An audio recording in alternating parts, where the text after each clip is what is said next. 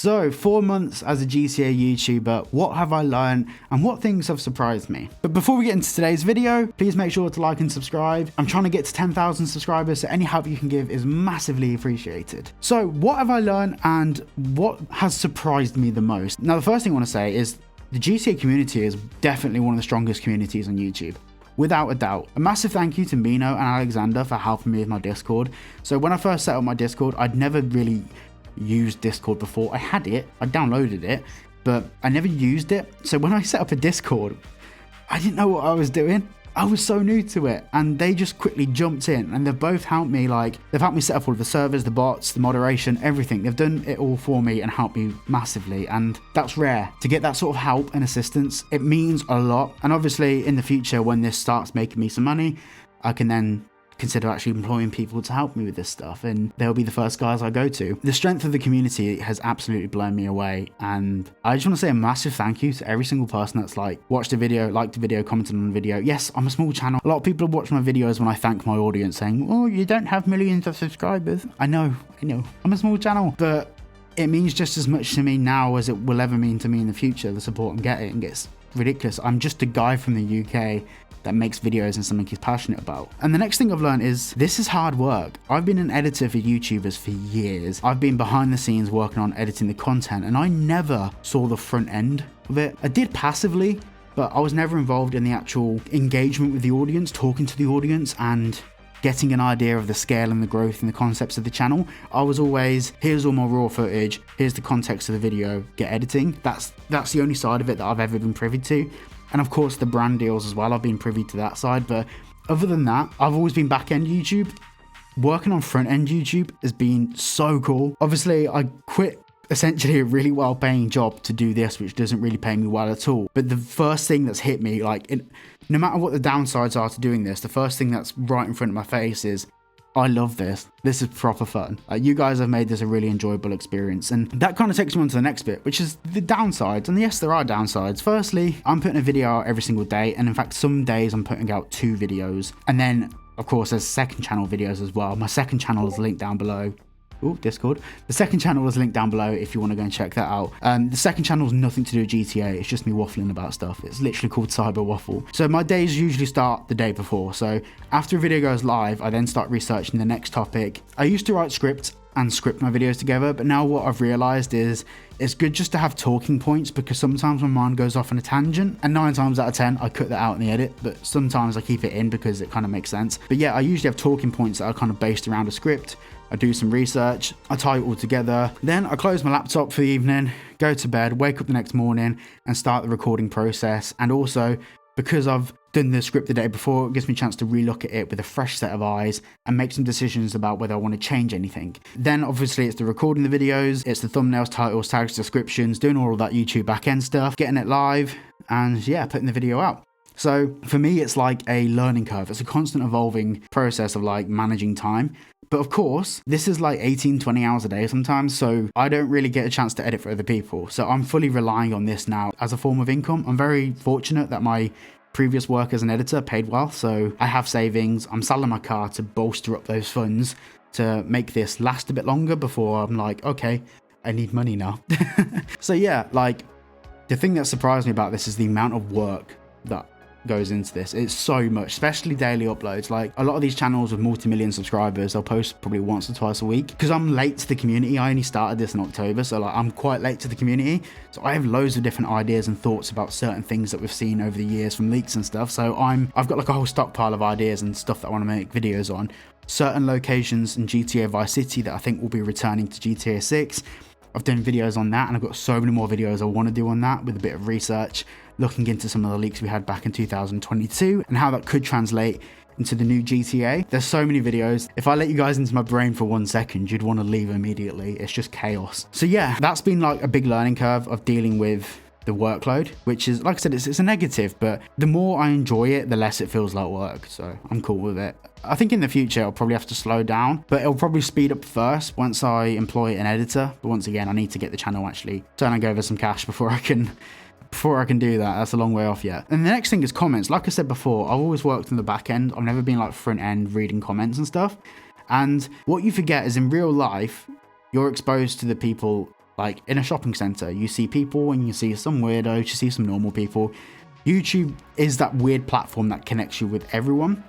So I've had some very strange messages, and I can't post them because I'm yet to decide whether the people that have messaged me these things are mentally okay. But I've had people like threaten me and all sorts of stuff because I criticise Mr. Boss for the win and all of that. Like, I've seen so many weird and wonderful things happen. And I think that's part of becoming a YouTuber. I think that's like part of the learning process. Knowing that you're accessible to the whole world isn't normal. We're supposed to be within our tribes, within our clan, with the people around us. We're not supposed to be able to access someone on the other side of the world in a different culture, with a different mentality, with a different mindset, and with a complete different belief system.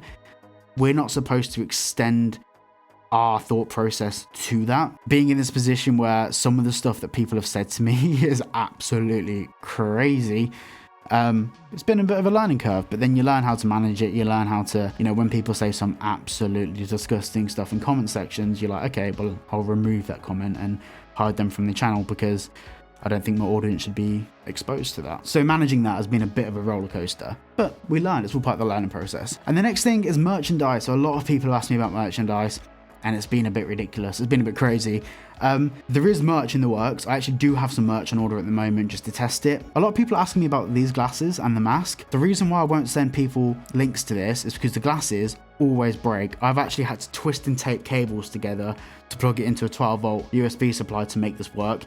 They are rubbish. They keep breaking. I've had to buy 6 pairs. This is my 3rd pair in, a week? They keep breaking. So I am currently talking to a manufacturer about getting some of these made that are very similar to this, just a bit better quality. When I do that, I can then get them done as merch with Cyberboy at the side, and they'll have a number on the side, so there'll be a limited edition. But that's probably a couple of months away yet. That whole process, the prototyping and stuff, is so expensive. Hence why selling the car. I've got to figure out ways to do this.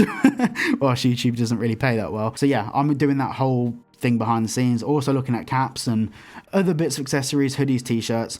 That is all in the works, but once again, only started my channel 4 months ago. Everything's grown way faster than I thought it would. I thought I'd be maybe at 2,000 subscribers by the end of 2024, and I did that in my first month. Yeah, I just need a bit of time, guys. You guys are seeing this channel with a subscriber count that's way more advanced to where I really am in my YouTube journey. And the next thing is pay. So I've worked on channels before where they get $15 per 1,000 views, and sometimes it's $12 per 1,000 views.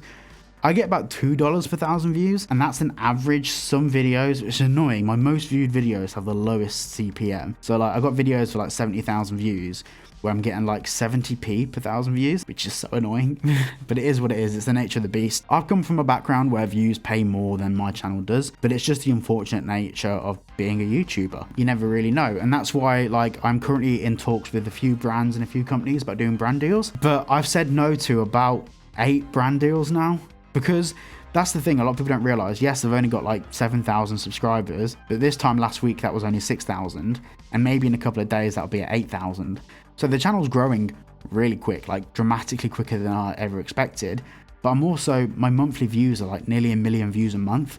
So brands are seeing that and they're contacting me saying, hey, we'd like to do a 10 video deal with you, for example. But I don't want to promote any old brand. I have to feel like you guys get value out of it. So if you're going to watch a 30 to 60 second brand deal in a video, it's got to be for a product you guys are interested in. I'm not just going to promote random crap to you guys. It's got to be valuable to you as an audience. And you guys have to want to watch that brand deal. It has to integrate with the content for it to make sense. So yeah, there will be brand deals coming to the channel and people aren't going to be happy about that. But at the same time, if this channel was 5 times bigger and I was getting 5 times the amount of views, I still probably couldn't pay my bills. So I am gonna have to find ways to monetize the channel externally, but it's got to be with the right brands. And I've said no now to about £10,000 worth of brand deals because it has to integrate with the content properly. Otherwise, you guys aren't going to watch my videos, and then we end up in this cycle where yes, I'm getting paid, but I'm not getting the views to substantiate getting paid, and then the brand deals stop, and then I'm left with a channel that's dead. So it's a very tricky thing to articulate and work around, but there are going to be brand deals soon. And the next thing I've learned is the back end of YouTube, setting up monetization and AdSense and all that stuff, is so difficult. So last month I had 40% of my income on YouTube taken away from me because YouTube decided to introduce a tax legislation for Ireland. YouTube moved their offices from the UK to Ireland to get around the tax loophole so YouTube don't have to pay as much tax. And in the process, I've had to re-register all of my tax information with Ireland, and it didn't accept my first lot of tax information. So I paid 20% in the UK, 10% in Ireland, and then I paid my US tax as well, which was like 20% as well. So in fact, it was like nearly half of my ad revenue just got wiped from it. So that back-end thing has been going backwards and forwards with the UK tax office, with YouTube, with Google. Google decided to close their chat logs, so you can't actually talk to Google to get support for AdSense. Cheers, Google. Really supporting your creators. Yeah, it was just a bit of a nightmare. We got there in the end. My tax information got accepted yesterday, so I've been fighting that battle since November. So yeah, it's been a bit of fun. Now the next difficult thing, and this is quite surprising to a lot of American creators, but in the UK, our laws around what we can and can't say in content are very different to what you guys have in the US.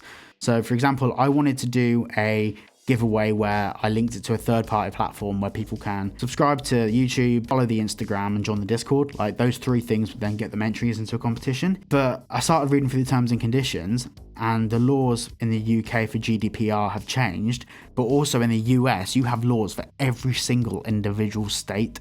It is a nightmare.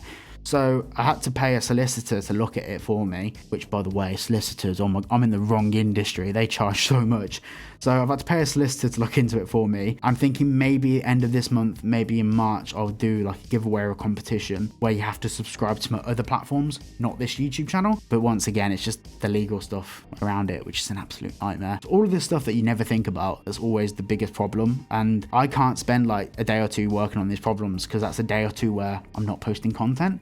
So therefore, the very thing that pays for me to be able to get a solicitor to do this stuff is now taking away from my income, which would then pay them to do it. Do you know what I mean? It's, I know, first world problems, I'm fully aware. But yeah, they're the main things that I've learned as a YouTuber so far. I'll probably do an update on this in 3 months' time or 4 months' time and let you know how things have changed, if they have changed at all. But yeah, thank you all for watching today's video, and I'll see you all in the next one.